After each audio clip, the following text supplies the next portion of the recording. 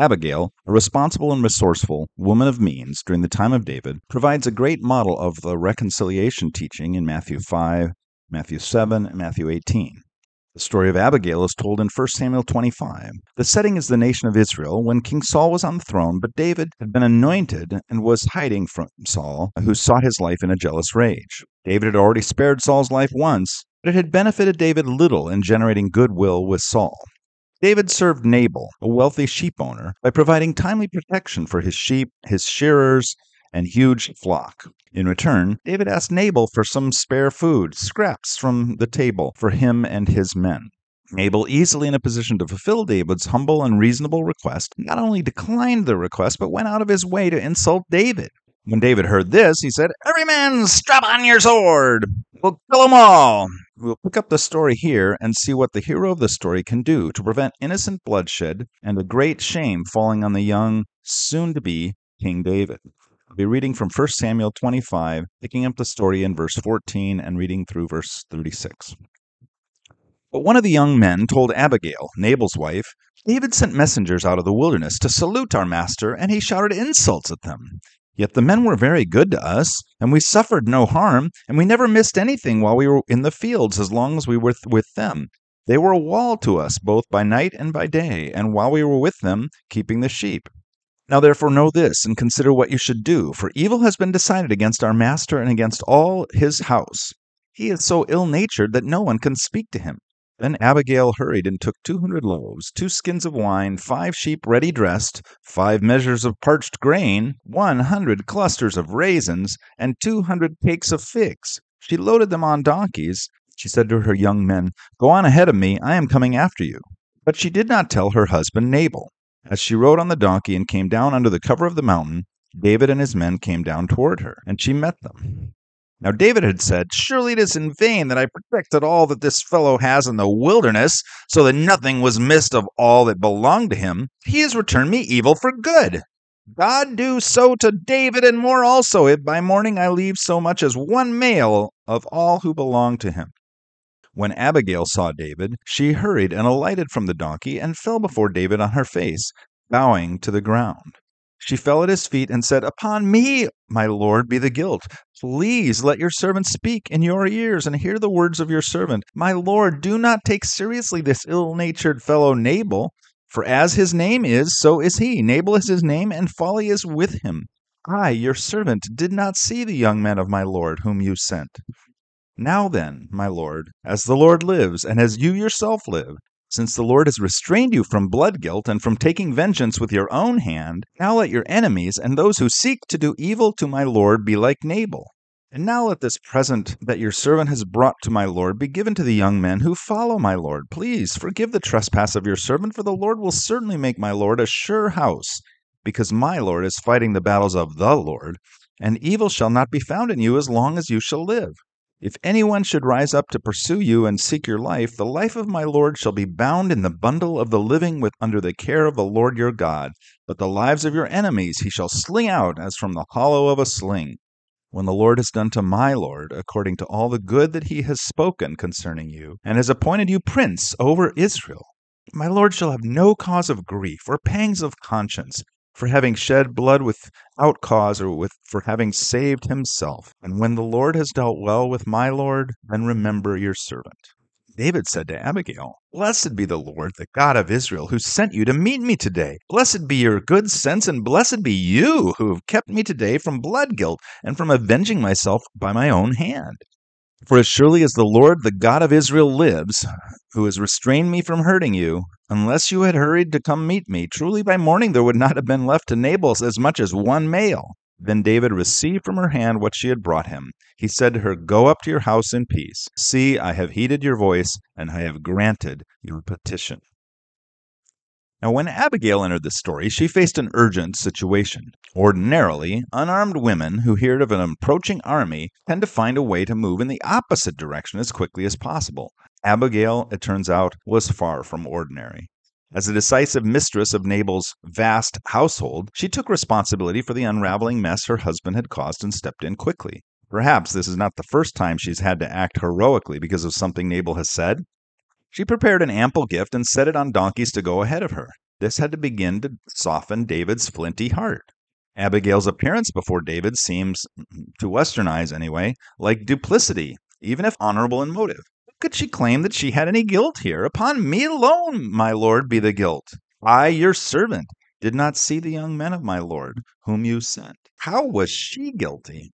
Abigail claimed guilt because of her culture's way of looking at and valuing hospitality. As the lady of the house, she should have seen David's men when they came to the door, but attending to other duties interfered. If she had done as she ought, this conflict would never have arisen, and the men would have been sent away more than sufficiently satisfied and contented with her provision for them.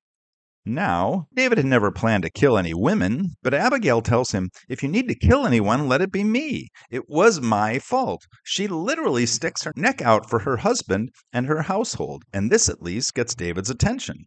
She took an ingenious approach. Was she most at fault for the bloodbath David had premeditated? Hardly. But her admission was a proven strategy of pacing, then leading. At first, she agreed with that David had a fair complaint and offered to be the focus of his anger and blame. This is pacing. She was agreeing with David, which would win for her the right to be listened to as next she tried to lead him. In fact, she did want to change his perspective. She brought a reproach to David. His intention was beneath him as anointed king and as one whom the Lord God had vindicated and protected. But her first word to him was of her guilt. She was willing to take the speck out of her own eye, Matthew 7, leaving David impressed enough to begin to see clearly to remove the battering ram from his own. Ultimately, David praised her and her good sense because she kept David's hands clean of killing innocent blood. Her strategy is one we would be well to learn from. When we are in conflict with people, including our spouses or close family members, we naturally want to point out how we were wronged, unjustly treated, or verbally injured. Of course, we may have the objective facts on our side, as Abigail had on hers. But when we come to our counterparty in humility, not making up our fault, but admitting to every shred of fault we can fairly acknowledge, it opens up the other to soften the stance, perhaps long enough to meet our confession with one of their own. In a previous video, we looked at the example of a sentinel from Ezekiel 33. This story amplifies and illustrates that one. First, Abigail literally responds to a sentinel. She hears from one of her servants that David and his army are approaching the estate and planning to kill all the men. She must act fast in response to the sentinel's warning. But in a larger metaphorical sense, Abigail is serving as a sentinel to David, as she reminds him he is planning a massacre, which would mean shedding innocent blood. David believes something that is not true. So Abigail reminds him that she and everyone in Israel know that he is to be the next king of Israel. She reminds David because it is something that perhaps he has begun to doubt. Now, why would David be planning to massacre Nabal and all his male household? It may go back to the beginning of the chapter. At least the writer of the book of Samuel implies it does. 1 Samuel 25:1 reads, Now Samuel died, and all Israel assembled and mourned for him. They buried him at his home in Ramah. Samuel was David's sponsor. He had anointed David as king even before David was famous for killing Goliath. When King Saul turned against David, perhaps Samuel was the only one who knew with certainty and from God that David was to be the next king. With the loss of Samuel, he may have felt the sting of Nabal's insults all the more. So while he could refuse to kill King Saul when he had a chance in the cave, this rich man's rancor, while he was still mourning his sponsor's loss, pushed him over the edge. It is also possible that this is a bit of displaced anger. He's really murderously angry at Saul, but his own sense of honor for the Lord's chosen one keeps him from lashing out at Saul directly. But Nabal enjoys no such lordly protection, that is, until Abigail intervenes, protecting both her husband and her future king and future husband, it turns out. So, how is Abigail a model for us? Well, you can see in this table, we're going to talk about Abigail's recipe for conflict resolution. First of all, what did Abigail do to resolve the conflict? Firstly, she committed to peace. Even before the conflict happens, Abigail is understood to be a person of action, who will not freeze up, but will act to do the right thing. Her servant says, Now therefore know this and consider what you should do. The application for us is obvious. Be ready for conflict. Think ahead. Make commitments that you won't flee, that you will take conflict seriously. Otherwise, while we waffle or we gossip or we complain or become fearful and resentful, the conflict can fester and only get worse. Secondly, act immediately. Abigail is willing to intercede on behalf of her husband. She is ready to enter in and make peace. She spares no expense of time or money. She understood the urgency. Verse 18, Then Abigail hurried. Application for us, is clear. Don't be casual about relational tension. Matthew 5:25 stresses this. Come to terms quickly with your accuser, emphasizing that things don't get better over time. Typically, they get worse. Thirdly, seek an advocate. Abigail sent someone ahead of her to make peace as an advocate. Verse 19, go on ahead of me. Find an advocate who knows both parties to the conflict, if possible, and has a stake in a good outcome, a family member or a relative, somebody who is not taking just your side or just the other side, but somebody who can advocate for the reconciliation process itself. Fourthly, confess first. Abigail puts herself in the one down position, though in this case she's the one in the right, while David is the one in the wrong, but she places the blame upon herself. Upon me alone, my Lord, be the guilt. Often our justification for our sinful response is the original sin in the first place. Well, she started it, he started it. Be willing to look first at your own contribution to the conflict, even if you believe it's ultimately less important than the other parties. Fifthly, make amends. Abigail addresses the original need and the original request, the original complaint. She makes amends. She makes a present. She addresses the original injustice. For us, the application is simply address the complaint if at all possible, heal the wound, remove the offense, pay unpaid honor. Sixthly, speak truth in hope. Abigail reminds David of the promises associated with his life and future. When the Lord has dealt well with my Lord, then remember your servant. She speaks of the future as if it were guaranteed. What can we do? We can paint a picture of a better future. We need to see the results of our actions clearly. Small choices now can make a huge difference later for us, for others, for our fellowship or the church, for folks who don't know God. And then finally, trust God. In verse 32, Abigail stops speaking and must trust in God to calm David's anger, to save her life. She didn't flee the conflict, but she rode toward it, trusting that God would work it out. The God who has blessed David would work out this solution for peace. We need to ultimately have faith that God will come through for us. Ultimately, it's not up to our words, gestures, or schemes. Others' hearts are in God's hands. Finally, what were the results of Abigail's faithful choice? Well, first, David was extraordinarily willing to learn from someone less powerful. David received a challenge from Abigail as a gift from God. Second, David's reputation and conscience were kept clear of guilt. This figured prominently in Abigail's speech to David. Third, God responded to bring justice to the situation beyond what was in David's power through the death of Nabal. The result was the same, Nabal's death, but in this way it was an act of God's righteous judgment, not of David's vengeful anger. Fourth, through God's judgment of Nabal, David received confirmation of God's work in his life and advocacy for him.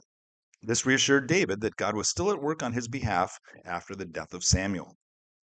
Of course, the final result of Abigail's faithful choice to confront David was that David was so impressed with Abigail that, after Nabal's death, he proposed marriage to her.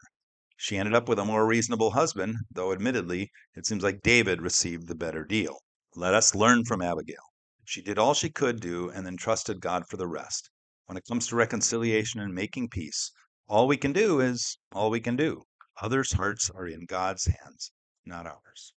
Finally, for reflection, just a few questions. First of all, where have you seen reconciliation efforts on your own part or those of others go well or poorly? What can you learn from reflecting on these conflicts and their resolution? Secondly, we cannot reconcile if we have no hope for the person with whom we need reconciliation. Think about a conflict that you have that is ongoing or recurring. What is your hope for this relationship and how can you kindle or build on that hope? Thank you for watching this video. Please like this video and subscribe to my channel if you haven't already. If you think of someone who is in a typical conflict with you or another friend or family member, perhaps you could help your friend out by sending them this link. This really helps me get the word out about my efforts here. Thank you.